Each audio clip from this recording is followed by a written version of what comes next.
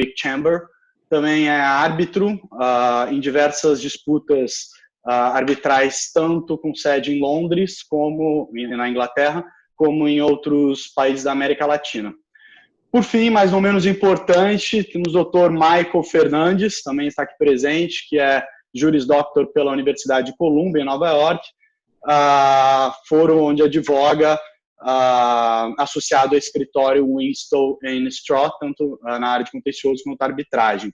Especificamente o Michael, além de compartilhar conosco o seu conhecimento sobre a jurisdição norte-americana, também vai moderar essa conversa ao meu lado. Fazendo uma breve introdução aqui quanto ao tópico da nossa conversa, a verdade é que a audiência virtual não é nenhuma novidade, né? Nem na arbitragem e muito menos perante o judiciário. Quem milita nessas áreas sabe que, sobretudo em arbitragem internacional, esse é um expediente que já é usado há algum tempo e, inclusive, já encontra expressa previsão legal em algumas legislações nacionais, assim como regulamentos de arbitragem e também em soft law há muito tempo, já há muito tempo antes da pandemia nos colocar todos para dentro de casa, né? Bom, nesse contexto e considerando a intensificação do uso desse instrumento em tempo de pandemia, o foco desse encontro é debater algumas questões práticas e legais que permeiam o uso da audiência virtual, né? Por exemplo, será que toda e qualquer audiência pode ser feita virtualmente, independentemente do seu conteúdo ou da sua finalidade?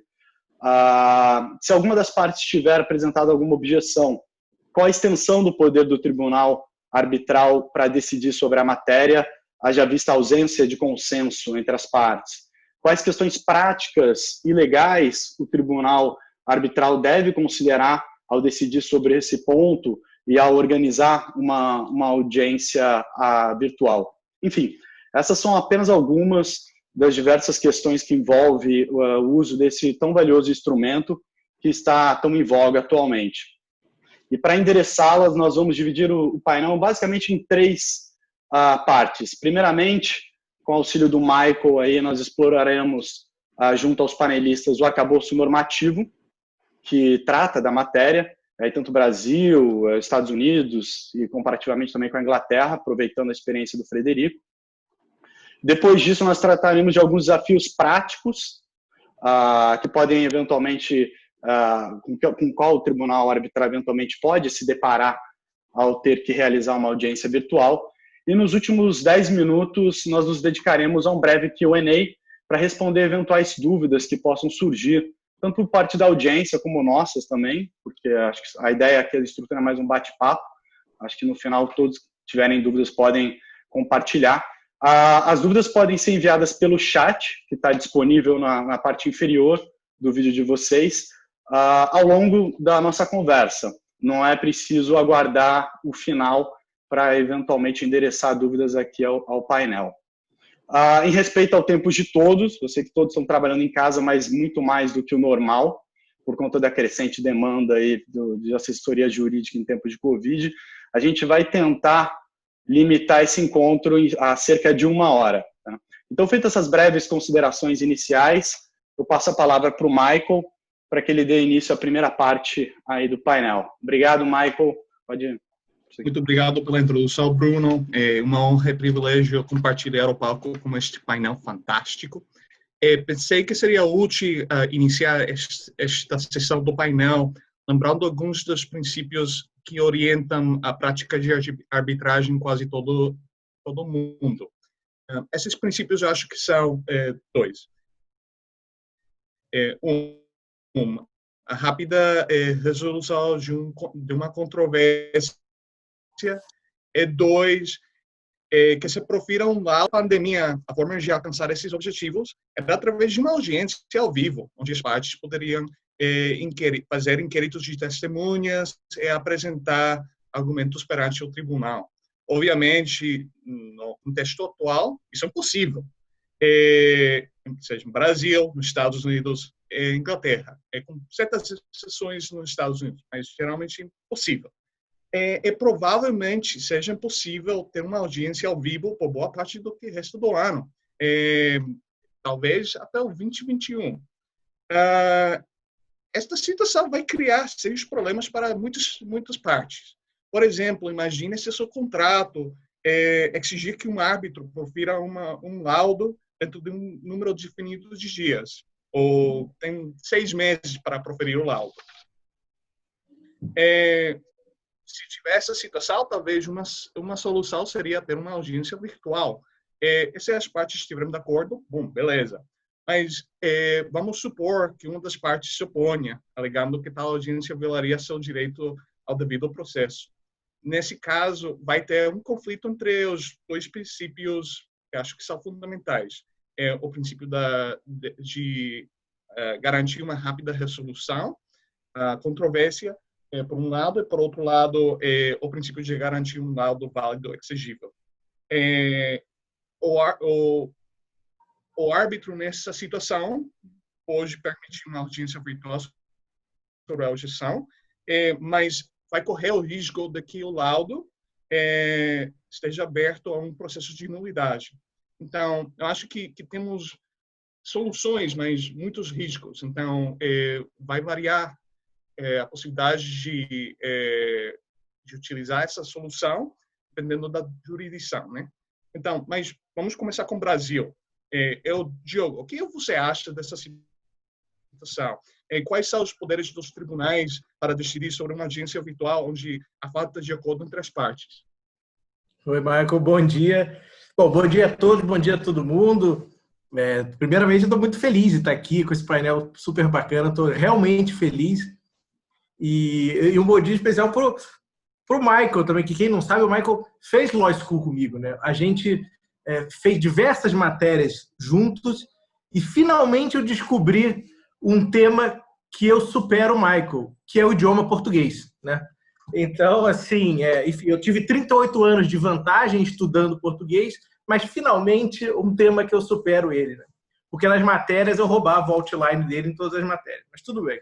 Mas muito obrigado, Diogo. Mas, gente, sabe que qualquer erro que eu faça é por causa de Diogo, porque Diogo foi meu professor de português. Então, já sabe.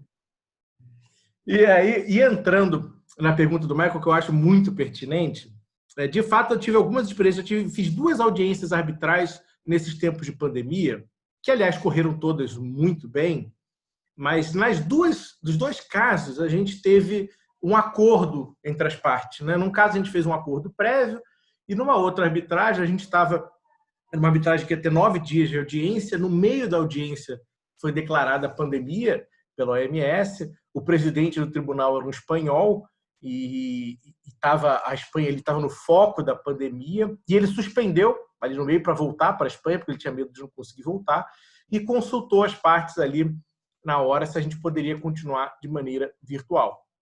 Então, nos 2 casos, teve acordo. Então, correu bem, a tecnologia funcionou bem.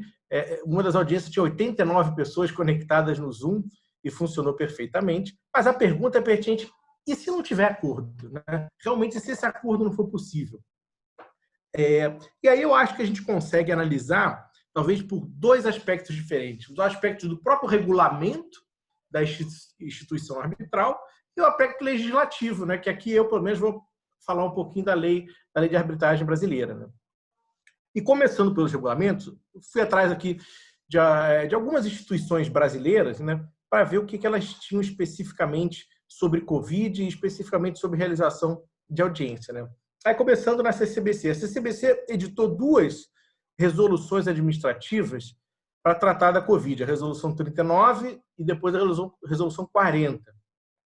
São específicas de Covid, né? Ela suspende o protocolo de prazos físicos lá, a Resolução 40, inclusive, suspende a realização de audiências presenciais, mas ela diz que a CCBC vai disponibilizar uma plataforma virtual e conclama os árbitros a consultar as partes e decidir ou não sobre a realização da audiência. Então, essa é uma resolução que ela não é vinculante para as partes, porque não faz parte do regulamento da CCBC, mas ela dá um norte ali específico sobre o Covid, pedindo que os árbitros consultem as partes e, eventualmente, realizem por videoconferência, dando suporte, né? mas também não resolve o problema. Mais uma vez, ela pede para consultar as partes.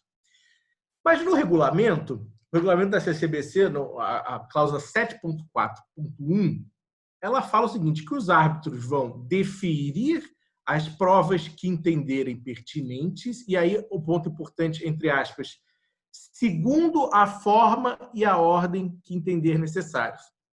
Então, o regulamento dá poder para os árbitros de decidir a forma pela qual a prova será colhida. Então, assim, na minha opinião, ao estabelecer que os árbitros têm esses poderes para determinar a forma, os árbitros, claro, teriam o poder de fazer audiência de forma virtual, ainda que as partes assim não quisessem. O regulamento, no caso da FGV, especificamente, a FGV editou a Resolução 1 de 2020, específica sobre Covid, e que também não fala nada sobre audiência virtual. É uma resolução que suspende prazo, suspende protocolo físico, não fala nada sobre resolução. Mas o regulamento da FGV, o artigo 33, tem uma cláusula parecida. Ele fala também que os árbitros vão deferir, o tribunal arbitral vai deferir as provas que entender necessária, e aí entre aspas, e o modo pela qual elas devem se proceder. Então, ao conferir esse poder de estabelecer o modo pelo qual as provas vão ser tomadas, vão ser colhidas, eu acredito que ali também está dentro o poder conferido aos árbitros de decidir se a audiência vai se realizar de forma virtual ou não, independentemente do acordo entre as partes.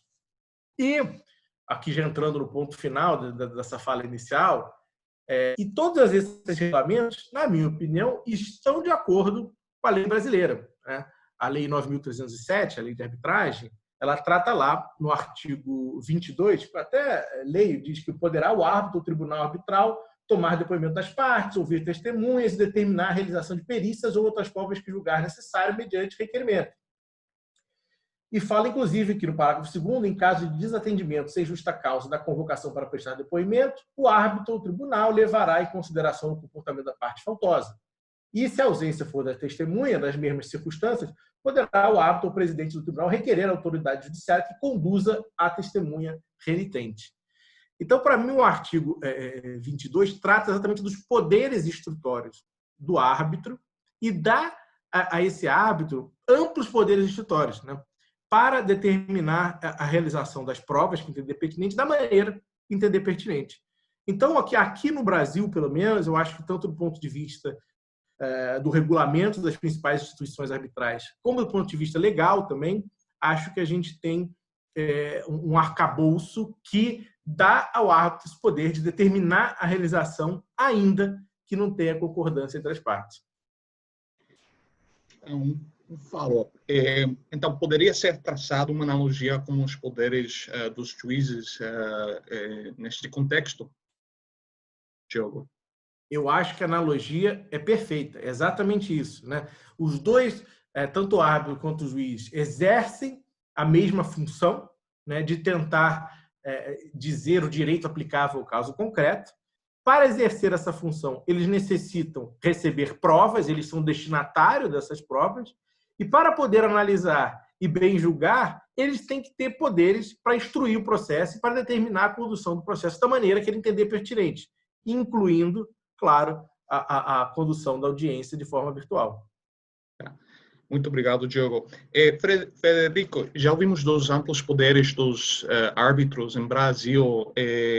A lei da Inglaterra oferece poderes para os árbitros, ou é mais restritiva, ou mais amplo? Qual é a situação em Inglaterra? Obrigado, Marco. E eu tomo a oportunidade para agradecer o Diogo e o Bruno e a Bichara e meus panelistas aqui pela oportunidade de comparecer e dividir nossos pensamentos aqui. A respeito da Inglaterra, desenvolvendo o ponto que o Diogo fez aqui, primeiro relativo aos tribunais. Os tribunais ingleses ainda são muito atrasados em muitos aspectos do litígio a respeito de uma modernização e uma digitalização do processo. Então, por exemplo, aqui a gente nem tem autos do processo que podem ser acessados. Então, o coronavírus realmente teve um efeito na parte do processo judicial. até o ponto que o plano de lei que fez alterações a respeito do coronavírus, a lei do coronavírus de 2020, no anexo 25, ele fez uma alteração à lei dos tribunais de 2003 para permitir a publicação das audiências pelas redes virtuais, pela internet, para ainda ter o acesso público. Nesse contexto do judicial, teve um caso recente agora, que foi o Banco Nacional de Cazaquistão contra o Bank of New York Mellon, onde o juiz, que foi Mr. Justice Tier, falou o seguinte, tendo em vista que houve um protocolo que foi passado no dia 26 de março de 2020, a respeito de audiências virtuais. Ele falou o seguinte, e eu vou falar em inglês, perdoe aqui, ele falou o seguinte: given the fact that this trial has been scheduled to take place, given the circumstances, given the guidance from the Lord Chief Justice that if at all possible, there should be a remote hearing, what can there possibly be to object to the party seeking to cooperate with a view to ensuring that a virtual hearing can take place? Ou seja, dado a situação em que nós nos encontramos e os guias e as diretrizes que foram passadas pelo tribunal, qualquer audiência deve prosseguir. Tem uma certa firmeza nessa diretriz. E eu acho que, ao mesmo tempo, existe uma diferença entre a arbitragem e o judiciário aqui. Que o juiz tem um poder maior de forçar as partes a continuar. E a atitude nos tribunais judiciais são que, a não ser que haja uma circunstância extraordinária, qualquer caso deve prosseguir. A respeito de arbitragem, eu acho que a Associação Comercial dos Barristers aqui anunciou também mais um guia sobre audiências virtuais. E ela divide audiências em duas categorias. As audiências que são processuais ou para um propósito específico e as audiências principais de instrução maior, de interrogatórios, etc. Nas audiências menores ou específicas, ela deve prosseguir, e eu acho que o tribunal arbitral realmente tem mais potencial e poder forçar as partes a prosseguir e tomar uma atitude mais positiva. Nas outras audiências, eu acho que tem um pouco mais de receio e investigação requerida. A respeito da infraestrutura, eu acho que tem também uma diferença entre arbitragens em Londres e arbitragens no Brasil. E essa diferença é que, na Inglaterra, a grande proporção de arbitragens são, pela sua natureza, internacionais. E, por isso, você sempre vai ter que examinar o fórum, onde será exequível a sentença arbitral, etc. Para mim, eu examinei vários diretrizes e guias que foram lançados recentemente. O guia da CEIARB, para mim, é um dos melhores. E os primeiros 5 pontos no anexo dele, eu acho que é perfeito para essa questão, que são determinações governamentais aplicáveis, diretrizes institucionais, regulamentações nacionais sobre validade e execuibilidade do resultado dos procedimentos e o consenso entre as partes, e o registro desse consenso.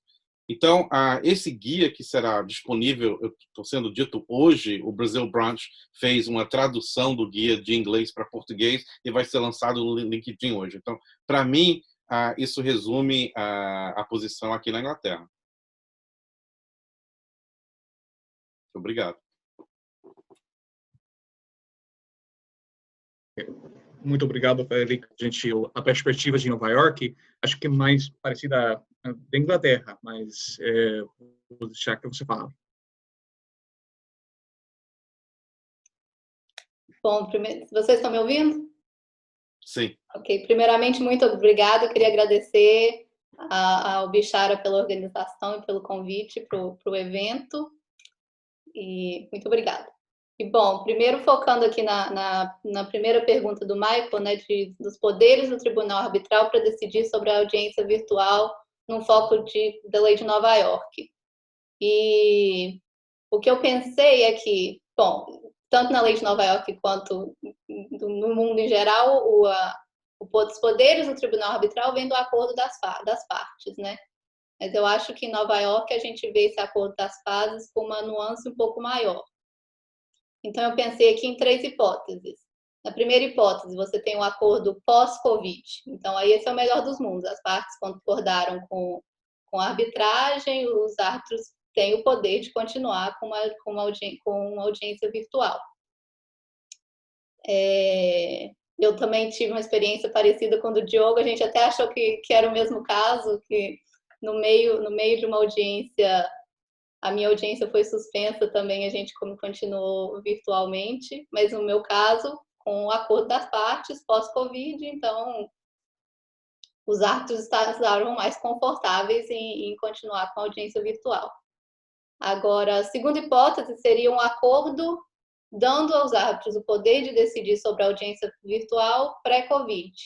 E aí eu digo assim, por exemplo, se as partes concordaram com o uso de regras de instituições que permitem o uso de videoconferência, já permitia antes do Covid, o uso de videoconferência, e já permitia aos árbitros o poder de decidir a forma de como ouvir testemunhas, de como ouvir as provas, já teria, de certa forma, um pré-acordo de que os árbitros poderiam decidir por uma audiência virtual.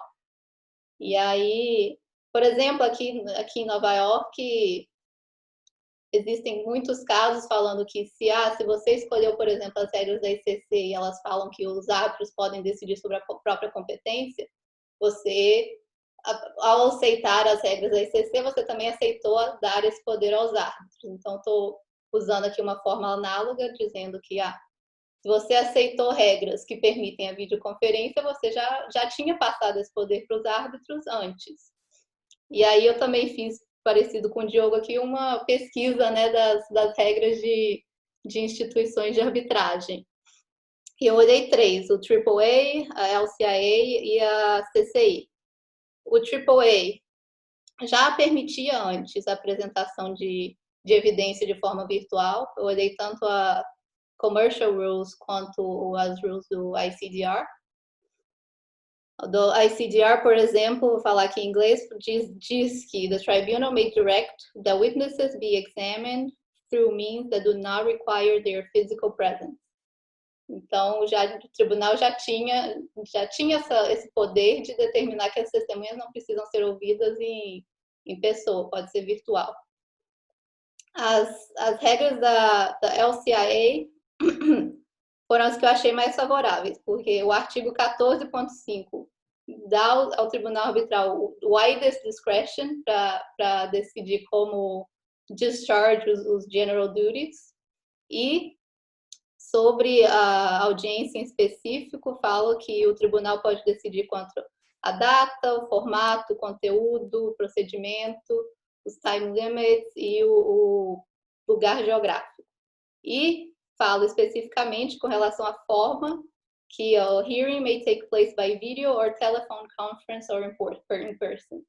Então já está lá também meio que dado esse poder ao árbitro antes da pandemia, né? E aí a gente vem na questão da CCI, que já é meio nebulosa, porque a CCI dá os poderes aos árbitros para decidir como melhor administrar o procedimento arbitral, mas o artigo 25.2 das regras da CCI fala em audiência presencial, fala que se alguma das partes requerir, o tribunal deverá ouvir as partes em audiência presencial. E agora, depois do Covid, a CCI até lançou uma nota explicativa e falou bastante sobre esse artigo 25.2, explicando que presencial ou in person em inglês não significa realmente ser presencial, pode ser por meios virtuais também. Então, o tribunal, ainda que não é tão claro quanto as outras regras, mas a explicação da ICC das próprias regras e quer deixar entender que o tribunal também pode usar vídeo ou teleconferences para ouvir as testemunhas. E agora, a terceira hipótese de acordo, que aí eu acho que não tem saída mesmo, é a existência de um não acordo pré-Covid, que, por exemplo, digamos que nos Terms of Reference, as partes já tinham estabelecido claramente que iria haver uma audiência presencial na data tal. Aí eu acho bem difícil os árbitros, o poder não está com os árbitros, mas as partes já tinham concordado alguma coisa diferente antes do Covid. Aí eu acho que nessa hipótese realmente não vejo como um tribunal arbitral teria poderes para determinar uma audiência virtual. Muito obrigado, Lídia. Eu tenho um pouquinho mais para falar sobre Não, os poderes dos árbitros, mas eu não sei como que você quer gerenciar, Michael. eu sei que o Diogo tem um comentário, então vou permitir que ela faça o seu comentário. Eu posso fazer o comentário, até porque exatamente no gancho do que a Lídia acabou de falar, depois ela continua, mas você estava falando da CCI, da questão de ter expressão in person, né? E eu lembrei do IBA Guidelines on Taking of Evidence, porque o artigo 8.1 fala lá que a testemunha tem que aparecer in person. E o que quer dizer esse in person, né? E no IBA eu acho que é até um pouco mais complexo, porque tem uma série de regras depois que você precisa seguir para escutar essa testemunha. Você tem a apresentação dessa testemunha, você tem direct, você tem cross, você tem uma série de regras muito mais parecidas com o common law do que o que a gente faz, mas causa justamente essa dúvida. O que o IBA quis dizer com in person? In person é lá fisicamente ou é só virtual? Então, desculpa, só para fazer o gancho exatamente no que você falou. Entendi, exatamente. Por exemplo, nessa nota da CCI, eles também explicaram que no Secretariat's Guide das regras anterior ao Covid, o Secretariat já falava com relação ao artigo 25.2 que in person podia dizer só por vídeo ou por teleconferência. A interpretação que já vinha antes do Covid já era que podia usar a videoconferência.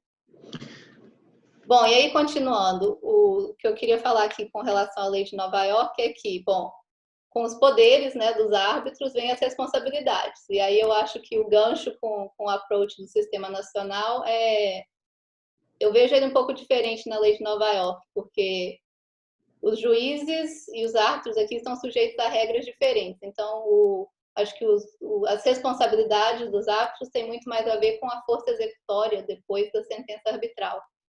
E aí, em Nova York, nos Estados Unidos, a lei federal, o FAA, o Chapter 2 e o 3, 2 e 3, são a incorporação da New York e da Panama Convention. E aí com os grounds nos quais você nos quais as partes pode contestar a execução de uma sentença arbitral.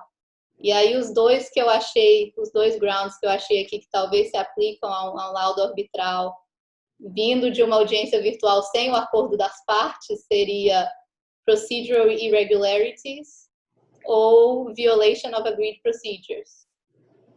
Mas, de qualquer forma, esses dois grounds são analisados muito estritamente e são bem factuais. Então, acho que dependeria muito do caso a caso e o ônus da prova para as partes é bem alto. Por exemplo, para o procedural irregularities, as partes têm que mostrar que o procedimento foi fundamentally unfair. Não basta só demonstrar que o procedimento não foi equivalente ao que eu esperava em cortes nacionais. Esse não é o standard de análise das cortes de Nova York. O standard é que a parte teve a oportunidade de ser ouvida, era meaningful time in a meaningful manner. Então, é mais baixo. Você não precisa provar que a arbitragem teria que ter sido igual a um procedimento nas cortes. É só você chegar nesse standard de meaningful time e meaningful manner. Bom, e é isso que eu tinha adicionado com relação à lei de Nova York. Muito obrigado, Lídia. Uma pergunta, porque você fez uma distinção entre arbitragens que têm instituição e arbitragens que talvez não tenham instituições. Você acha que o risco de um processo de nulidade é maior quanto a arbitragem é uma arbitragem não institucional, uma ad hoc arbitration, que, por exemplo, se tiver uma arbitragem com a AAA, que tem uma regra que prevê que se possa utilizar uma audiência virtual? Entendi. Você quer dizer arbitragens ad hoc, que não são sujeitas às regras de nenhuma instituição. É uma boa pergunta. Eu acredito que seria mais difícil, caso as partes não tenham concordado mesmo com nenhum tipo de regra aplicável à arbitragem, eu imagino que seria um pouco mais difícil demonstrar esse acordo prévio de dar poderes aos árbitros para decidir sobre a audiência virtual. Bom, essa é a minha opinião. Não sei o que o Diogo tem um comentário. Levantando o dedo aqui. Não, é só porque, no caso, se a arbitragem tiver sede no Brasil e aplicando a Lei 9.307, eu acho que dá para tirar pelo artigo 22 da lei brasileira que esses poderes instrutórios estariam íncitos ao árbitro brasileiro e que, portanto, ele poderia marcar a audiência como ele quiser. Mas essa é uma peculiaridade das arbitragens com sede no Brasil, claro. Federico, tem uma perspectiva na Inglaterra, caso a arbitragem fosse ad hoc, se teria maior risco de nulidade? Eu vou dar uma resposta bem de advogado, eu vou dizer que depende. Aqui na Inglaterra, na realidade, o maior número de arbitragens é normalmente regido pelas regras do LMAA, que são marítimos, arbitragens marítimas, e elas são ad hoc. Porém, elas são regras, não há uma instituição administrativa que administra as arbitragens. Nesse caso, é porque, vamos dizer que as pessoas, os utilizadores dessas regras, normalmente são muito niche. Então, primeiramente, depende das regras institucionais, se elas são mais permissivas ou restritivas, e se elas forem mais restritivas e as partes não estão de acordo e um painel arbitral concede ou ordena o prosseguimento da audiência final, eu acho que isso pode ser mais problemático do que uma arbitragem ad hoc que é totalmente silenciosa. Nesse contexto niche também, eu acho que as partes elas estão mais acostumadas nessa área de direito marítimo a ter árbitros que são mais como juízes e eles, pelo menos, dão a impressão e projetam que eles têm um poder. Porém, diferencial de Nova York e do Brasil, a lei de arbitragem inglesa, temos 3 maneiras de recorrer uma sentença arbitral: artigo 67, 68 e 69. 69 normalmente é restrito ou excluso em todas as regras institucionais, mas não a LMAA. 67 e 68 são justamente o que a Lídia acabou de escrever sobre uma irregularidade processual, que é 68, e normalmente tem uma lista de circunstâncias onde cabem sobre isso. E 67 é ultrapassando os poderes do tribunal arbitral. Então, se o tribunal arbitral interpreta incorretamente que ele tem o poder de ordenar a audiência, isso pode ser ultrapassar os poderes dele. Então, se ele chegar à conclusão incorreta que ele tem um poder de ordenar, isso pode ser set aside por essa maneira, por esse caminho. Mas o 69 é a respeito de um erro jurídico que não existe na grande proporção de leis de arbitragem pelo mundo e não está presente no modelo uncitral. Então, essa é uma característica inglesa que existe. Então, porém, eu acho que pode ser que numa ad hoc seja mais fácil o painel arbitral ordenar as partes a prosseguirem, porque normalmente são causas de menor valor, tempo é mais expedito e mais valioso nessas arbitragens marítimas, que normalmente têm prazos de prescrição curtas, etc. É possível. Então, vai depender muito do âmbito, eu acho, e o contexto, e não somente a característica ad hoc ou institucional. Muito obrigado, Federico. Interessante o contraste entre as três jurisdições. Uma pergunta para a Lígia. Você acha que o objetivo da audiência é relevante para se decidir sobre a realização de se é virtual ou não? Michael, seu áudio falhou um pouquinho no meio, mas eu acho que eu entendi sua pergunta. Você quer saber se o objeto da audiência é relevante para determinar a realização ou não de uma audiência virtual. Correto. Bom, voltando aqui à questão do acordo, eu acho que com o acordo das partes, tanto faz o tipo de audiência ou objeto da disputa, se as partes concordaram com a audiência virtual, eu acho que pode ser feito em qualquer situação. Agora, sem acordo, se a audiência virtual fosse ordenada pelos árbitros, então aí acho que na cabeça dos árbitros eles vão pensar, né? O risco vai ser maior de dar alguma coisa errada com essa minha determinação, dependendo da complexidade da audiência que eu vou determinar que seja virtual. E aí, então, eu acho que quanto maior a complexidade da audiência, menos recomendável, eu acho, seria uma determinação sem acordo das partes de fazer uma audiência virtual. E aí, olhando aqui com relação à finalidade da audiência, por exemplo, se for uma Case Management Conference, que já é normalmente feita por telefone, eu acho que não tem complexidade alguma e poderia continuar sendo feita por telefone. Agora, voltando, em caso de bifurcação ou uma medida cautelar ou um pedido preliminar, eu acho que aí também varia. Depende do que você vai ter na audiência. Por exemplo, os casos de bifurcação pode ser que você tenha resolvido primeiro discutir uma questão de direito para depois olhar os fatos. Então, eu acho que uma audiência para discutir questões de direito na qual apenas advogados e talvez experts em direito vão falar, e todos eles, tanto os advogados quanto os experts em direito já têm experiência falando, aparecendo perante tribunais e falando na frente deles, eu acho que as chances de alguma coisa dar errado nessa audiência e surgir alguma nulidade são menores. Agora, se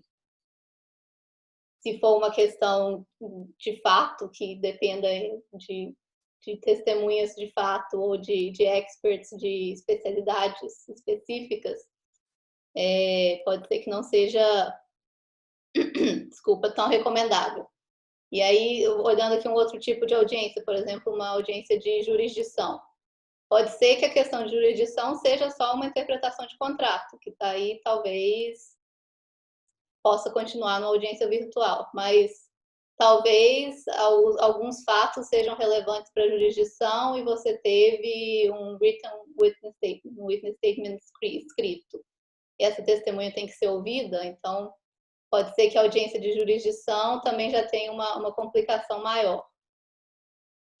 E agora, o mesmo se aplica ao tipo no meu ver, ao tipo de objeto da arbitragem, seja M&A, contrato de compra e venda, questão societária ou construção, vai depender da complexidade, né? Digamos que a questão societária é uma questão de interpretação de contrato. Então, talvez seja mais fácil ter só advogados. Mas agora, por exemplo, uma questão de construção, na qual você depende de experts e testemunhas, acho que o que talvez seja mais difícil para os árbitros se sentirem confortáveis em determinar, com objeção da parte, uma audiência virtual. E, bom, é isso. Muito obrigado, Lígia. Diogo, você tem alguma coisa que adicionar da perspectiva do Brasil? Eu adiciono, assim, eu tenho sempre um compromisso de tentar ser coerente comigo mesmo, o que nem sempre é fácil, às vezes é muito difícil, né? Então, eu concordo absolutamente com tudo que a Lídia falou. Dependendo da complexidade, é mais fácil. E você pode achar, pô, mas você acabou de falar há 2 minutos atrás que os poderes dos árbitros no Brasil são amplos, eles podem fazer o que ele quiser, então o objetivo é irrelevante. Mas eu concordo com a Lídia, né? E também acho que os poderes instrutórios dos árbitros são amplos para determinar qualquer coisa. Mas essa é a minha opinião pessoal. Como uma sentença arbitral pode ser questionada no judiciário por um outro juiz que não estava lá, que não vivenciou aquilo, eu, se árbitro fosse, teria um approach mais conservador e, apesar de entender que os poderes estão lá no artigo 22 da lei de arbitragem, se fosse algo muito complexo, eu na medida do possível, tentaria adiar para fazer de maneira presencial. Então, não sei se eu fui coerente comigo mesmo, mas eu juro que eu tentei. Sim, eu tenho um comentário. Lídia. Eu concordo com você, Diogo, e vem mais dessa outra questão, né, do laudo ser execuível ou não. Eu acho que, tudo bem, você tem um poder, mas nenhum árbitro quer a sua sentença arbitral sendo contestada na justiça, né? Então, acho que tem um balanço aí entre os poderes e os deveres. Sim. E não se preocupar, eu achei que você foi consistente, coerente, mas tem que lembrar também que consistency is the hobgoblin of small minds. Então, não sempre se precisa, né? Frederico, você tem alguma coisa que adicionar dessa perspectiva de um árbitro da Inglaterra? Não, acho que eu estou de acordo com o Diogo e a Lídia. Eu acho que a Lídia acertou na mosca ali, assim, o dever principal do árbitro é de apresentar uma sentença arbitral exequível, né? Na Inglaterra, o artigo 33 da lei de arbitragem traduz isso em 3 deveres, os subdeveres, que é da imparcialidade, de não impor uma injustiça nas partes e de dar uma oportunidade de ambas as partes, ou todas as partes, apresentarem seu caso de uma forma adequada.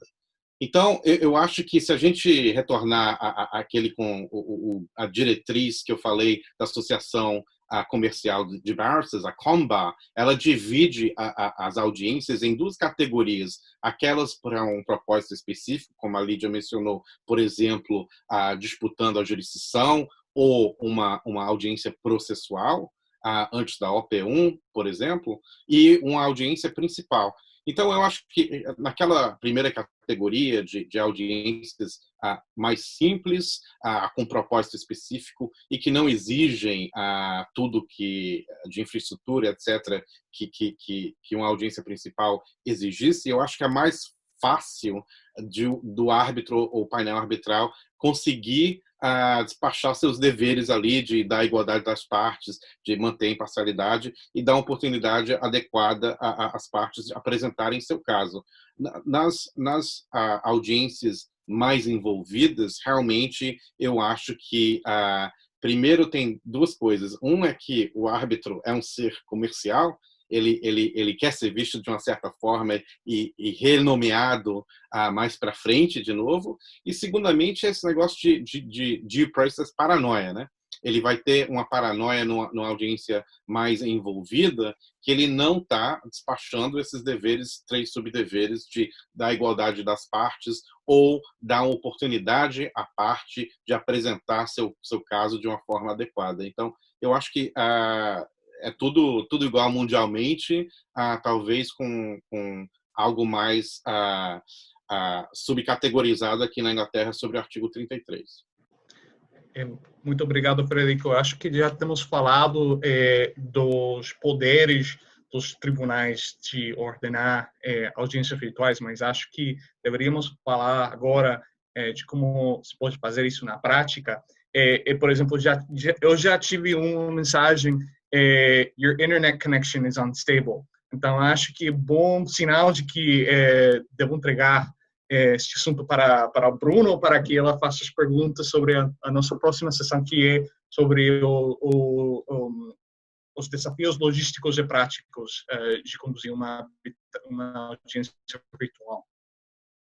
Obrigado, Michael, Diogo, Frederico e Lídia. aliás, aproveitando o ensejo do comentário, se algum de vocês não estiver me ouvindo bem, ou se por acaso interromper, tiver uma disruption aqui, me avise.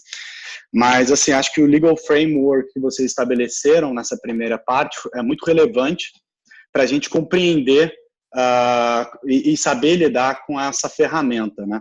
Adicionalmente, só abrindo parêntese, aproveitando as fontes que o Frederico, o Diogo e a Lídia trouxeram, tanto a legislação brasileira, Lex Late Arbitri, como a soft law, que o Diogo mencionou, a IBA, e os regulamentos arbitrais. Só complementando aqui sobre a perspectiva brasileira, eu acho muito interessante essa analogia feita com o papel do juiz, até porque o artigo 18 da Lei de Arbitragem Brasileira, ele expressamente diz, né, que o árbitro é o juiz de fato e de direito, né? E ao fim e ao cabo, a eventual ação de nulidade vai cair no colo do juiz, né? Então, a perspectiva prática que o juiz tem sobre essa matéria, se ele está habituado a realizar audiências virtuais e usar ferramentas virtuais, é muito relevante para o árbitro, imagino eu, ter um termômetro, né? Se naquela jurisdição ele pode ser, de repente, um pouco mais ousado ou não, ou então mais conservador, né?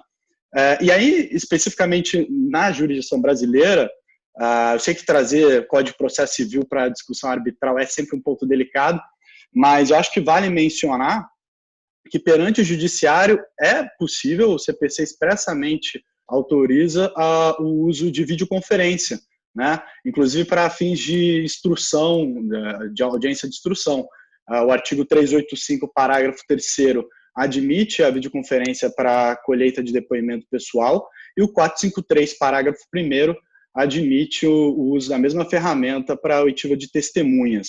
Então, acho que, ainda que esses dispositivos não sejam aplicados diretamente no ambiente arbitral, né, que está mais sujeito aí aos procedimentos ajustados entre as partes e ao regulamento, eu acho que é um bom termômetro, porque se pode, com o poder, perante o poder judiciário, e se o árbitro, é o juiz de fato e de direito, por que o árbitro também não poderia seguir e se valer dessas mesmas ferramentas, né? E aí, ainda, o Frederico e a Lídia também trouxeram mais outros 2 pontos que eu acho que são bem relevantes, né? O Frederico enfatizou bastante, e a Lídia deu mais alguns exemplos, sobre 2 características das audiências, né? A audiência pode ser procedimental, como seria o Case Management Conference, ou então uma simples audiência para assinatura de um termo de referência, se a gente estiver tratando da CCI, né? E você tem audiências instrutórias, que tem um conteúdo substancial muito mais relevante para o desfecho do caso. E aí, eu tendo a concordar que essas audiências instrutórias são bem mais complexas e talvez, dependendo do arcabouço normativo ao que o tribunal esteja sujeito, seja mais complicado você deferir ou não, deferir a realização de uma audiência virtual nessa circunstância. Agora, tem um ponto interessante, eu estava lendo até um artigo da professora Max Schwerer sobre o assunto, e ela traz um racional inverso, né? Quer dizer, se uma das partes sobre a qual recai o ônus probatório, né, na arbitragem, requer a audiência por meio virtual, porque nos dias atuais a gente está em possibilidade de fazer de outra maneira, e a parte contrária, convenientemente, ou às vezes até se valendo de uma tática de guerrilha, né, se opõe a essa realização. E no final essa prova perece, né? Porque quando, ao término da pandemia, supondo que a testemunha faleceu, ou enfim, como que ficaria, né, essa situação? Nesse caso, a gente poderia ter uma violação ao devido processo, ao direito de apresentar devidamente o caso, e até mesmo um tratamento igualitário, né, que são estándares internacionais, por conta da negativa de se ter uma audiência virtual. Então, eu concordo com vocês plenamente que eu acho que é uma questão muito casuística, e cabe ao árbitro aí, são muito bem selecionados pelas partes, considerando a sua expertise, tanto quanto a parte substantiva quanto procedimental, tomar essa decisão à luz das circunstâncias do caso concreto. Agora, um último ponto, só para fazer o link com que a gente vai tratar das questões práticas, me pareceu claro, concordo com vocês, de que o simples fato de você ter, do tribunal arbitral, determinar a realização de uma audiência por meio virtual, per si, não implica nenhuma violação ao direito processual, ainda que isso não esteja expressamente previsto no regulamento, a menos, é claro, que a lex loci arbitre ou, enfim, haja alguma previsão contrária. E aí é que acho que vem um ponto delicado, né? Porque, na prática, a realização de uma audiência arbitral via online, né, é muito mais complexa do que uma audiência in loco, né?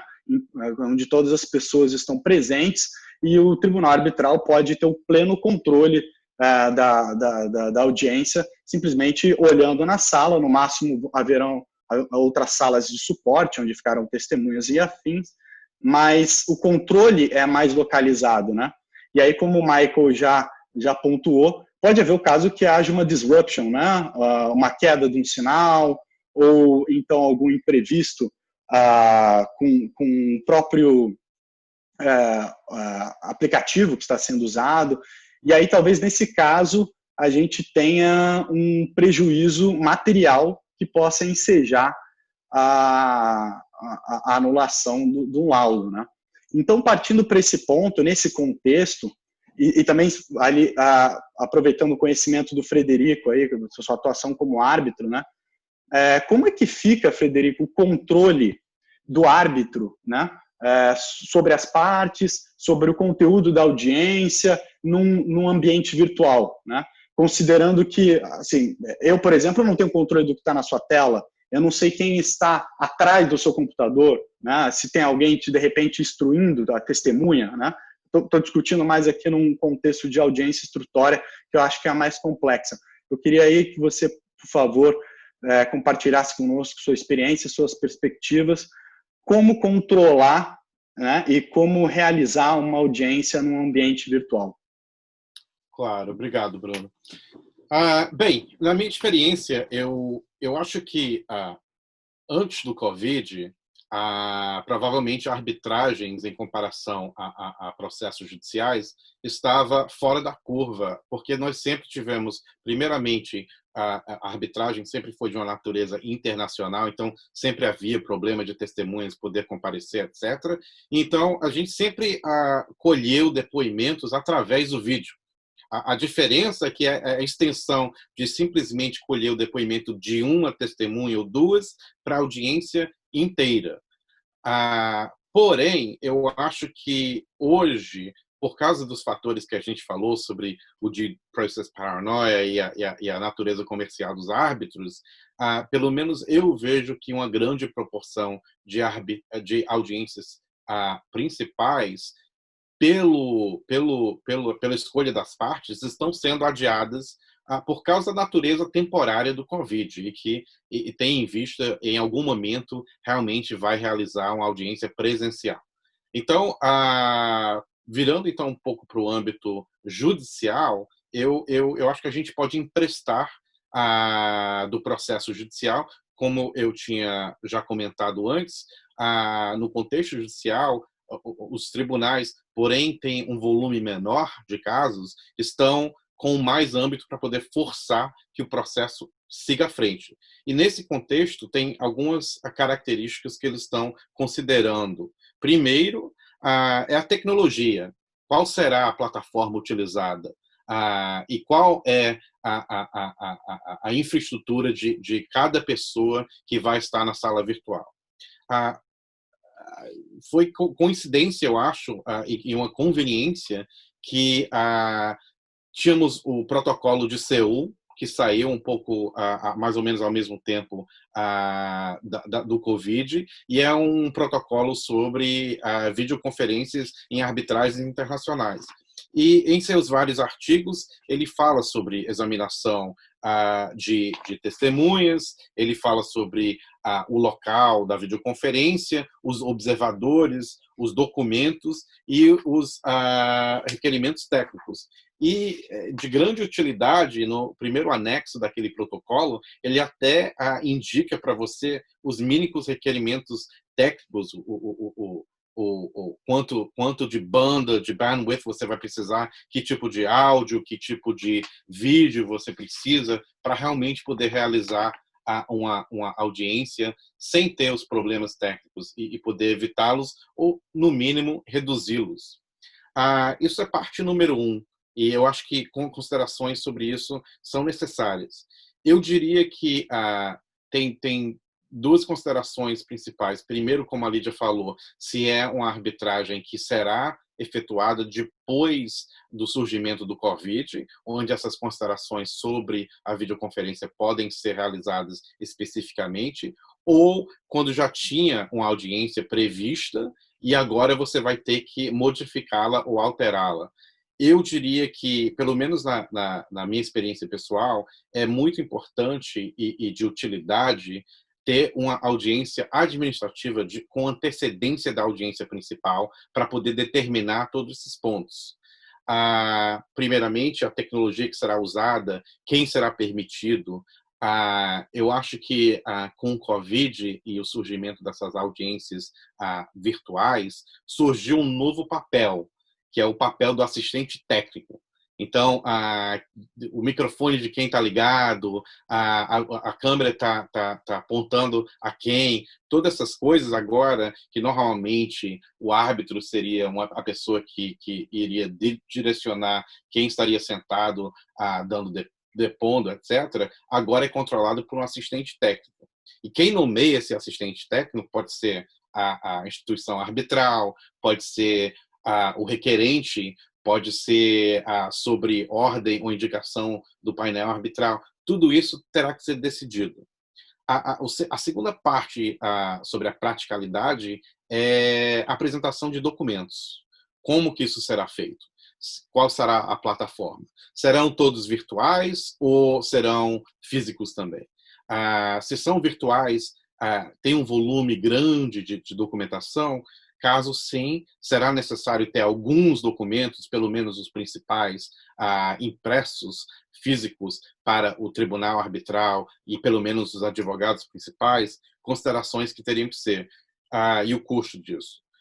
Terceiramente, muito importante, e um serviço que muitas instituições e câmaras arbitrais estão fazendo agora, é uma triagem da tecnologia. Então, para ter uma audiência virtual antes, para testar todo mundo que tem tanto o hardware quanto o software e que a plataforma realmente está funcionando do jeito que foi previsto. Isso é tanto para os árbitros, os advogados e as testemunhas. O local da testemunha, como você falou, como é que você confere que a testemunha realmente não está sendo induzida ou não está tendo alguma assistência que está fora do previsto e o regulado? Uma das soluções que eu tive experiência é de ter duas câmeras na sala. Uma apontada à testemunha e a outra para o resto da sala para poder conferir. Mas, mesmo assim, não se sabe exatamente o que está sendo apresentado na tela. Então, o que sai da tecnologia também é a segurança daquela plataforma. Pode ter hackeamento, pode ter... Todo mundo, eu acho que já ouviu agora do Zoom bombing, né? Quando entra uma imagem que não foi prevista e não foi convidada para a audiência. Então, evitar esse tipo de acontecimento é importante. E também a segurança dos dados. Obviamente, uma das vantagens que ainda continua na arbitragem é a confidencialidade. Então, dados das partes, documentação confidencial comercial, as petições, etc. E se você vai ter uma plataforma virtual ou eletrônica para os documentos ou a arbitragem em si, como é que você vai proteger isso através de dados pessoais, etc. E também, normalmente, e aí que está a diferença entre a audiência que já estava prevista e a que você vai determinar, tendo essa audiência administrativa antecedente à audiência principal, eu acho que você pode e você deve prever o tempo que será necessário com mais cautela e mais cuidado. Uma audiência virtual, na minha experiência, ela é muito diferente de uma audiência presencial. Primeiramente, não ter aquela presença quer dizer que você não tem um certo sentimento de como é que está indo a audiência. O seu time, como é que você vai comunicar com o seu time quando você é advogado? Como é que o tribunal arbitral vai comunicar entre si somente e não num chat, por exemplo, que todo mundo pode ver? Será que vai ter uma sala confidencial para o tribunal deliberar ou para cada parte e seu time deliberar entre si? E qual será a segurança disso para que não possa haver rompimento do sigilo, etc. Então, há considerações maiores numa audiência virtual, eu acho, que a gente não necessariamente considera quando a gente está acostumado com a audiência presencial. Tudo isso, eu acho, realmente é uma coisa que, quando você tem consenso, já é complicado. Quando não há consenso, eu acho que realmente é um desafio para os tribunais arbitrais e também para as partes. Eu acho que, pelo menos nas experiências que eu tive, a cooperação dos árbitros, das pessoas que estão comandando a tecnologia e das partes é a melhor maneira de poder ter uma audiência virtual principal que ande com ou sem nenhum problema ou com a redução desses problemas técnicos e práticos. Mas são todas considerações que eu acho que as pessoas devem recorrer. E como eu tinha mencionado sobre a diretriz da CEARB, eu tinha falado sobre as partes, parágrafos 1 a 5, a respeito da infraestrutura jurídica e da lei. Parágrafos 9 a 19 também dão várias dicas e várias considerações que você deve ter a respeito dessas praticalidades que devem ser consideradas antes de iniciar uma audiência virtual. Obrigado, Frederico, pelos seus esclarecimentos. Eu acho que assim, a arbitragem por si já demanda uma sofisticação um pouco maior dos advogados e talvez uma evolução para um ambiente mais virtual vai demandar ainda mais essa sofisticação agora com uma habilidade mais tecnológica, né? Um conhecimento mais tecnológico. E pelo que você descreveu aí, certamente também uma preparação um pouco diferente, né? Porque hoje em dia a gente vai ter que se preparar para imprevistos tecnológicos ou até mesmo práticas ilegais, né? Se alguém quebra a confidencialidade, invade sala que não deveria, que deveria ser privativa. Bom, Diogo, eu queria saber se você tem algum complemento para fazer, aí, alinhando um pouco com o direito brasileiro.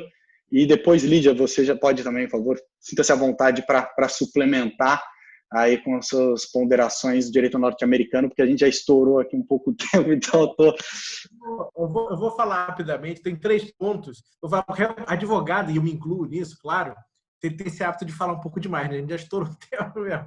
Mas eu só tenho 3 pontos, até porque eu acho que o Frederico foi muito exaustivo e trouxe diversas questões muito interessantes. Mas 3 pontos aqui para comentar. A questão do exemplo brasileiro. Aqui no Brasil a gente tinha já uma tradição de escutar testemunhas por vídeo nos casos criminais, né? Como a gente tem uma população carcerária enorme, em determinado momento percebeu-se que gastava-se muito dinheiro fazendo a condução do preso, do presídio até a corte. Tinha uma cadeia específica, polícia, escolta.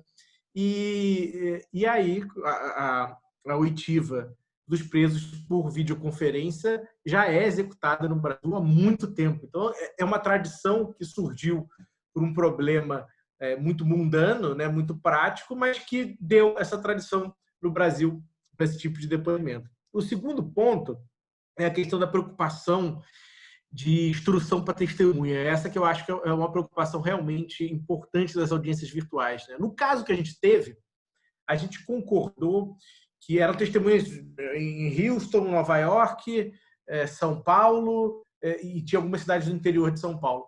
Então, a gente concordou que ia sempre estar um representante de cada parte na mesma sala, como ouvinte, para poder escutar e perceber que não tinha nenhum tipo de interferência.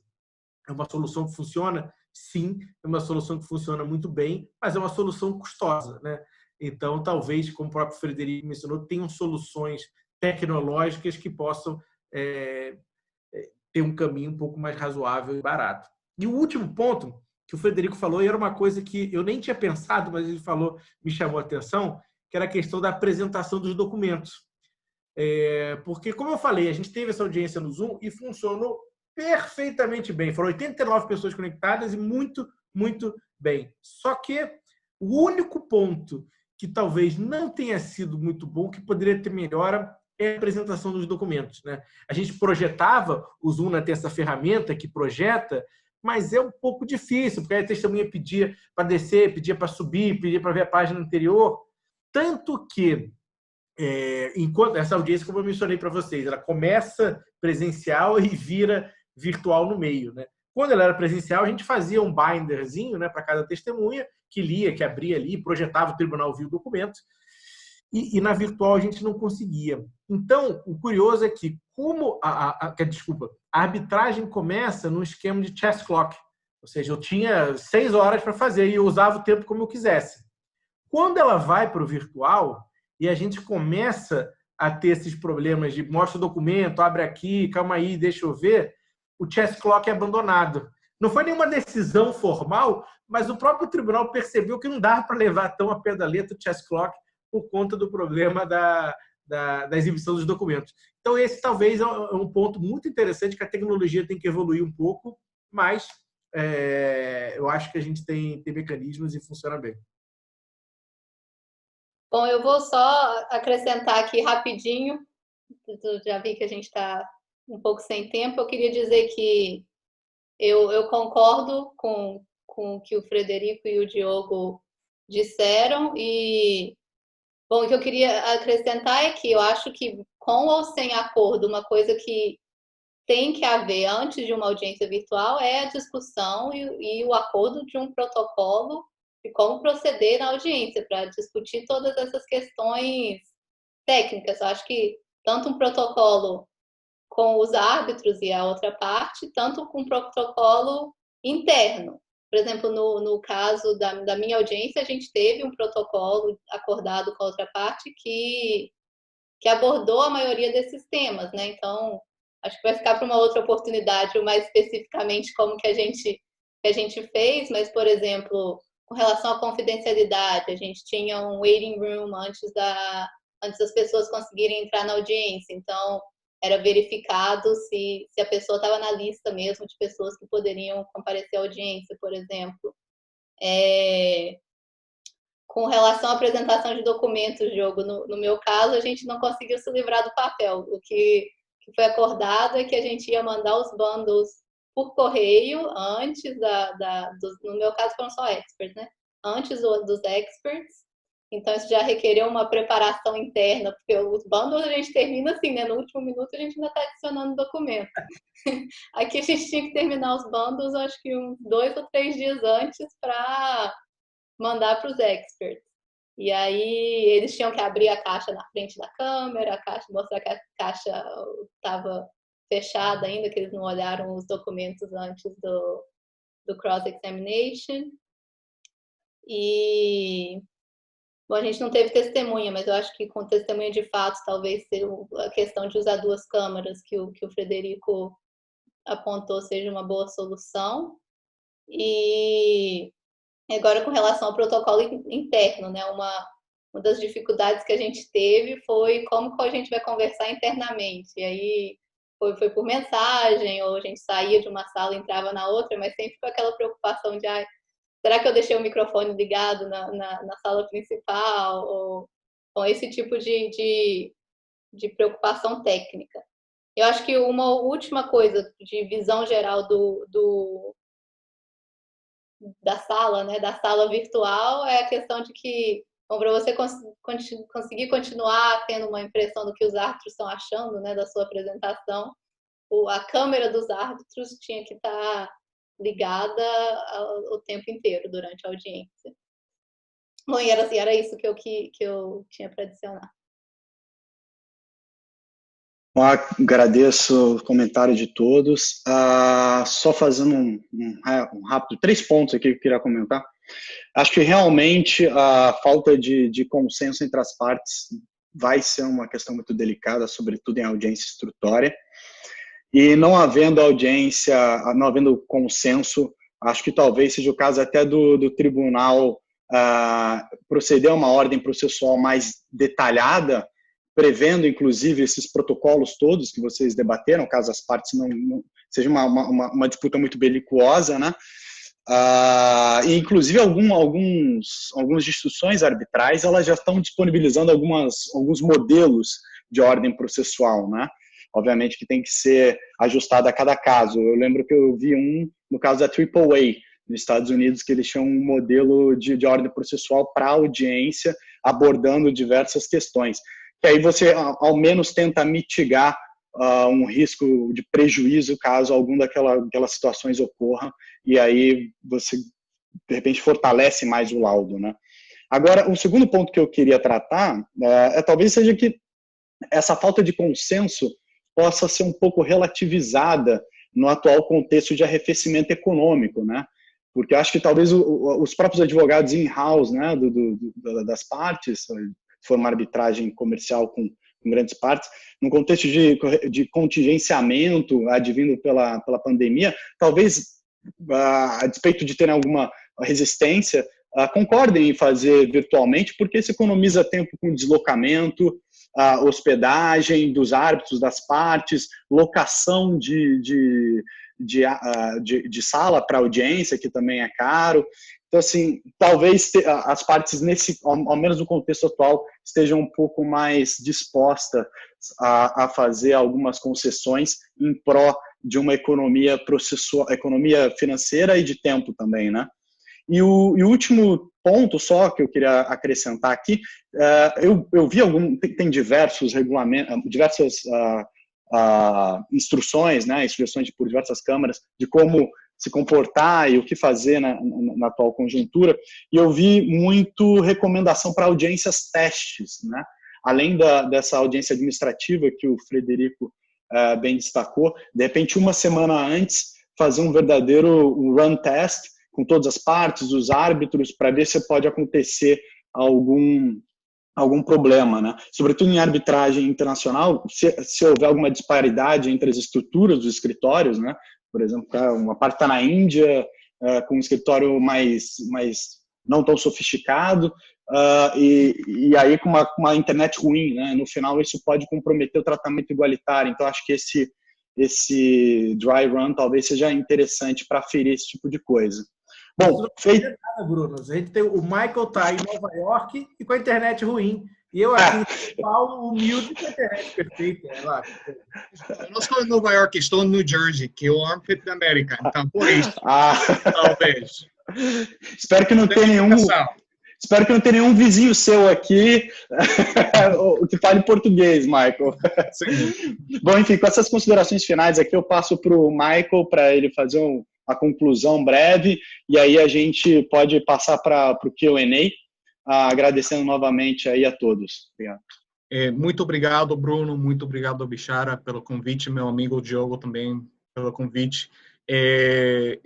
Muito obrigado aos membros do painel por suas apresentações muito interessantes. Eu acho que estamos vendo no Covid são muitas inovações, né? Novas soluções para problemas, talvez não novos, mas novas soluções. Vemos que nas 3 jurisdições deste painel, Brasil, nos Estados Unidos e Inglaterra, que em todas essas jurisdições estão utilizando audiências virtuais. Mais ou menos todas as mesmas considerações que orientam a decisão de continuar com uma audiência virtual são as mesmas, né? Em Brasil, o Diogo falou que sua preferência, eu acho que a minha também, é que uma audiência virtual se utilize quando não é um assunto muito sofisticado. Acho que também em Inglaterra também deve ser a mesma preferência, nos Estados Unidos também. Uma vez se profilam laudos dessas audiências, acho que vamos ver muitos processos de anulação nas 3 jurisdições. E já falamos que quando a arbitragem seja uma arbitragem institucional, vai ser menos provável que esse processo de anulação tenha sucesso. Temos a dúvida em caso for um processo ad hoc, uma arbitragem ad hoc. Mas eu acho que independentemente, vai ser necessário, em muitos casos, continuar com audiências virtuais sobre a objeção. Então, necessariamente, vamos ver esses litígios. Na minha parte, eu acho que o Poder Judiciário vai ter que pensar seriamente se quer rever esses laudos. Foram proferidos, em muitos casos, em boa fé, para tentar manter certa normalidade nos processos. Então, vai ser considerações que vamos ver. Os juízes nos diferentes países podem chegar a diferentes conclusões, mas agora não sabemos qual vai ser a solução desses juízes, mas daqui a um ano talvez seja bom falar, ver qual é o resultado desta crise e também se continuamos utilizando audiências virtuais. Eu acho que sim, acho que vai continuar, não em todos os contextos, e também em algumas jurisdições vai ter muita mais resistência, por exemplo, nos Estados Unidos, porque nós temos uma tradição de common law, onde a gente tem que estar, tem que olhar o testigo, a testemunha. Então, mas acho que até nos Estados Unidos vai continuar essa tendência, e eu acho que é bom, porque é uma boa inovação, que vai ajudar os clientes não ter que gastar dinheiro em hotéis, em viagens, etc. Então, acho que é uma boa inovação e vamos ver o que vai acontecer daqui a um ano. Mas muito obrigado pelo convite, a Bishara é meu amigo Diogo. Então, temos uma pergunta, eu vou fazer rapidinho, se você quer, Bruno. Então, de Carolina. Ela faz a seguinte pergunta. Recentemente, na arbitragem entre a JF, Família Batista, e a Paper Excellence, Família Widhaha, foi realizada uma audiência com 70 participantes.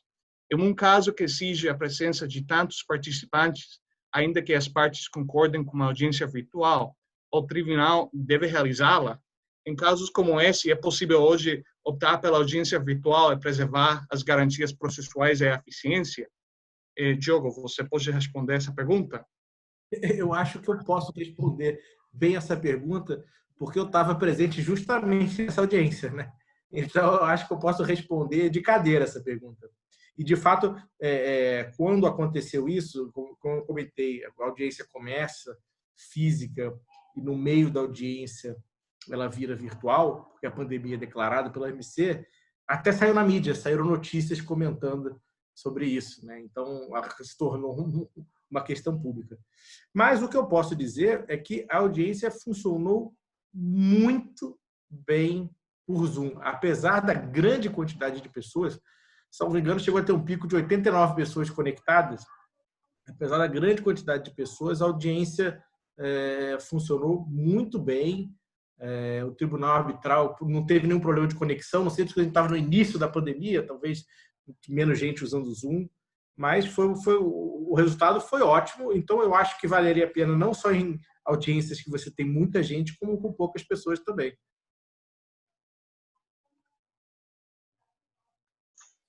Tem uma pergunta aqui, não sei se, enfim, eu queria endereçá-la, na verdade, ao Michael e ao Frederico, aproveitando esse clash que a gente tem de tradições com relação à audiência, especificamente entre Common Law e Civil Law.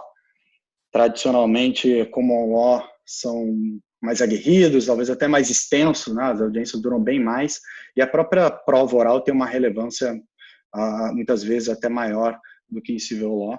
Eu queria saber da perspectiva de vocês, um comentário de vocês sobre o fator psicológico. O Frederico até pontuou isso na explanação dele, e para mim é algo relevantíssimo, né? Eu acho que duas situações bem diferentes. Uma pessoa está no conforto do seu lar, tomando um café sentado no sofá, ou de repente até numa instituição, no escritório, mas num ambiente mais confortável. E outra coisa, ela está perante o tribunal arbitral, né, e com os advogados das outras partes todos presentes.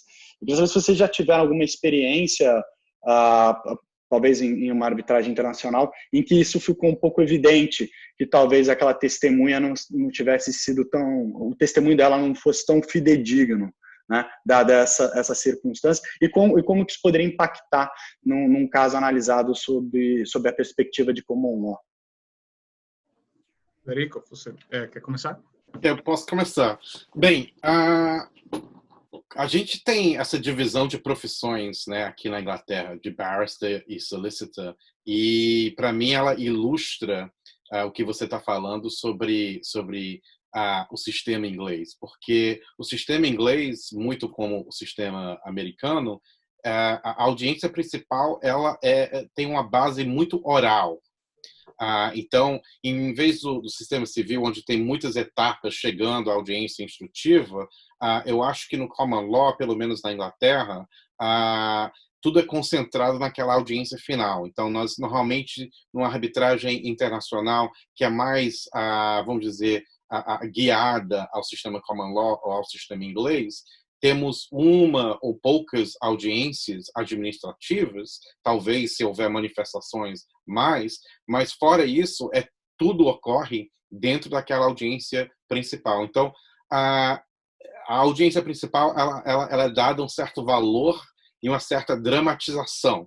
Na nossa jurisdição, os barristers ainda nos tribunais judiciais usam a peruca e a toga para dar aquela importância no que é que está acontecendo.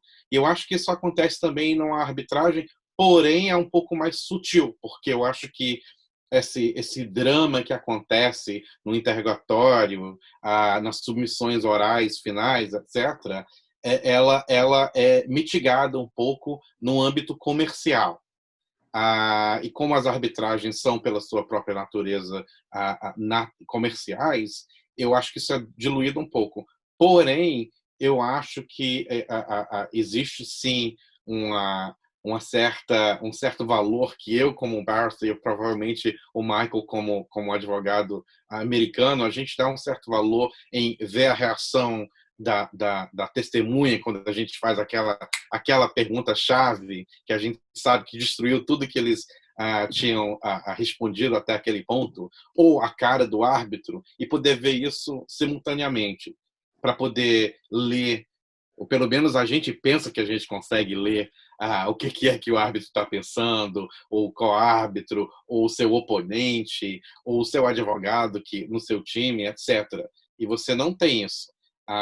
Porém, por outro lado, também eu acho que talvez tenha um ponto positivo, que é que sem assistir, sem ver a testemunha entrar na sala, sentar, o modo que ela está falando com o advogado dela, talvez limite ou elimine um certo bias que talvez você tenha, que você cria, especialmente como árbitro. Então, eu acho que a gente ainda está muito na nascência dessa experiência para poder dizer quais serão o resultado de tudo isso. Mas, sem dúvida, eu pessoalmente não vejo aqui na Inglaterra a audiência virtual principal ficando para sempre. Eu acho que todo mundo ainda gosta daquela presença.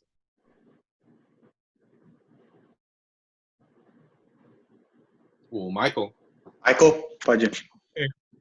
Muito obrigado, Federico. Eu acho que só vou acrescentar. Tenho an unstable internet connection agora. Mas só vou acrescentar um pouquinho.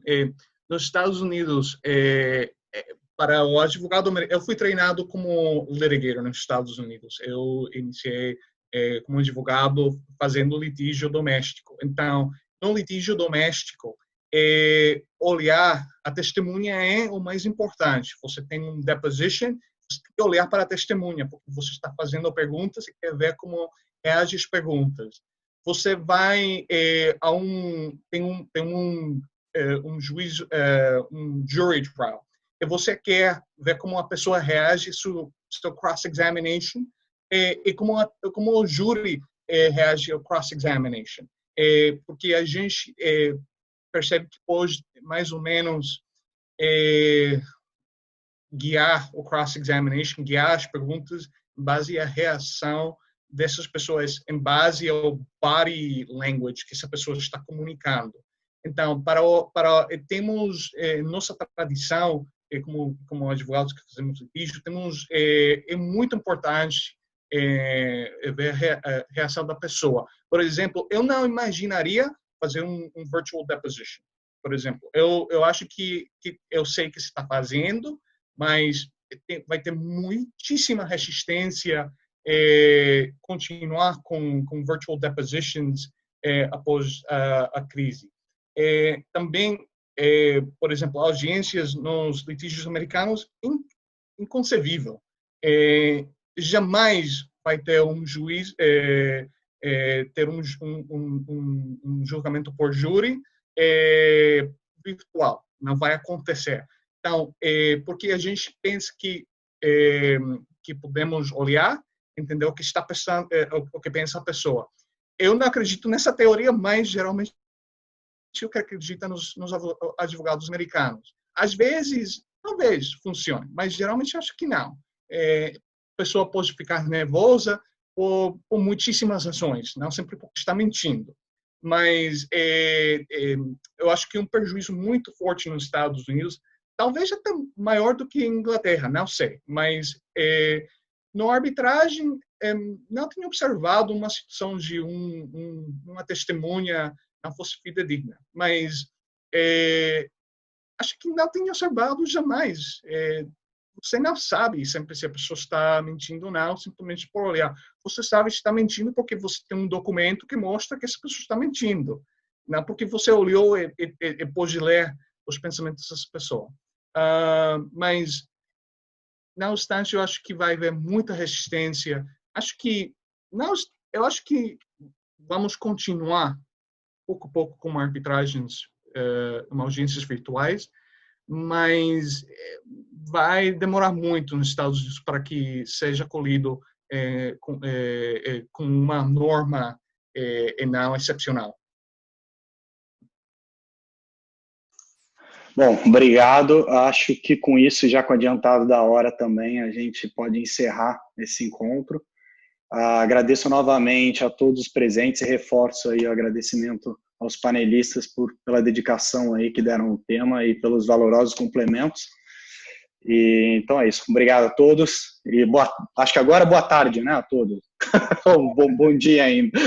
Em Nova York ainda bom dia. Bom dia. Bom dia, obrigado. Tchau, tchau. Tchau, tchau. Obrigado. Obrigada a todos. Tchau, tchau. Tchau, tchau.